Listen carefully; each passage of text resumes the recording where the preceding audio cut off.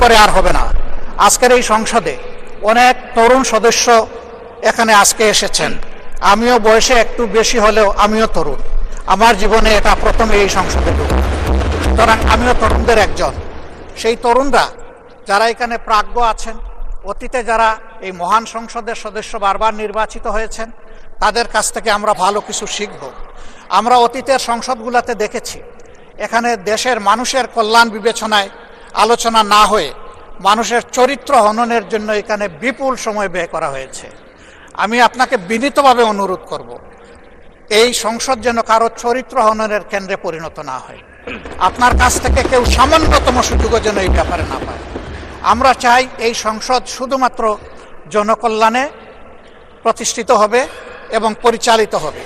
আমি আস্থাশীল, গভীর আস্থাশীল, আপনি একজন লড়াকু মুক্তিযোদ্ধা, আপনি পারবেন ইনশাআল্লাহ এই সংসদকে সফলভাবে নেতৃত্ব দিতে।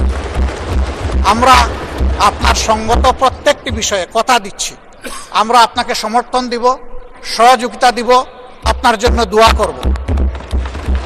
আমরা আপনার কাছ থেকে শুধু ইনসাফ আশা করব। আপনি যদি এই সংসদের উপর ইনসাফ করেন তাহলে 18 কোটি মানুষের উপর ইনসাফ করা হবে। কারণ রাষ্ট্রের গুরুত্বপূর্ণ 3টি অঙ্গের একটি হচ্ছে সবচেয়ে গুরুত্বপূর্ণ অঙ্গ। এই অঙ্গটা যখন সুস্থ সবলভাবে পরিচালিত হবে, বাকি 2টা অঙ্গ সরাসরি সেইভাবেই কাজ করবে।